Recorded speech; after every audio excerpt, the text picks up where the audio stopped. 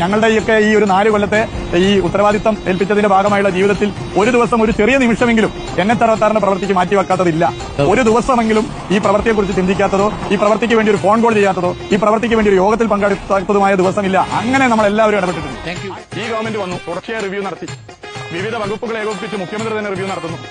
മരങ്ങൾ മുറിച്ചു മാറ്റാൻ കേരളത്തിലെ വനം വകുപ്പ്, വൈദ്യുതി ലൈൻ മാറ്റാൻ കേരളത്തിലെ വൈദ്യുതി വകുപ്പ്, മെറ്റീരിയലിന്റെ ആവശ്യകത കേരളത്തിലെ വ്യവസായ വകുപ്പ്, ഭൂമി ഏറ്റെടുക്കൽ കേരളത്തിലെ റവന്യൂ വകുപ്പ്, പ്രദേശവുമായി ബന്ധപ്പെട്ട പ്രശ്നങ്ങൾ കേരളത്തിലെ തദ്ദേശ സ്വയംഭരണ വകുപ്പ്, പൊതുമരാമത്ത് വകുപ്പ്, എല്ലാ വകുപ്പുകളെയും ഏകോപിപ്പിച്ച് മുഖ്യമന്ത്രി മുൻകൈയെടുത്തു.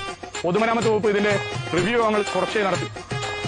ദേശീയപാത നിർമ്മാണത്തിന് വേണ്ടി ഒരൊറ്റ ഫോൺ കോളെങ്കിലും ചെയ്യാത്ത ഒരു ദിവസം പോലും കഴിഞ്ഞ 4 കൊല്ലക്കാലമായി കേരളത്തിന്റെ പൊതുമരാമത്ത് മന്ത്രിയുടെ ജീവിതത്തിൽ ഉണ്ടായിട്ടില്ല.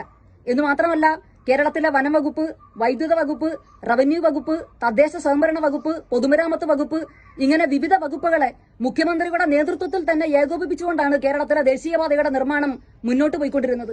എന്ന് മാത്രമല്ല, പൊതുമരാമത്ത് വകുപ്പാണെങ്കിൽ ഇടതടവില്ലാതെ കേരളത്തിലെ ദേശീയപാത നിർമ്മാണത്തിന്റെ റിവ്യൂ മീറ്റിംഗുകൾ നടത്തിക്കൊണ്ടേയിരിക്കുകയായിരുന്നു. ചുരുക്കി പറഞ്ഞാൽ, ദേശീയപാത നിർമ്മാണം പ്രശ്നങ്ങളൊന്നുമില്ലാതെ മുന്നോട്ട് പോവുകയാണ് എങ്കിൽ അതിന്റെ എല്ലാ ക്രെഡിറ്റും കേരളത്തിലെ ഇടതുപക്ഷ മുന്നണി സർക്കാരിന് അവകാശപ്പെട്ടതാണ്. പ്രശ്നങ്ങൾ ഉണ്ടാകാൻ തുടങ്ങിയാൽ ദേശീയപാത നിർമ്മാണത്തിന്റെ എല്ലാ ഉത്തരവാദിത്വവും national highway of authority of ഇന്ത്യക്ക് മാത്രം അവകാശപ്പെട്ടതാണ്. നൈസ്.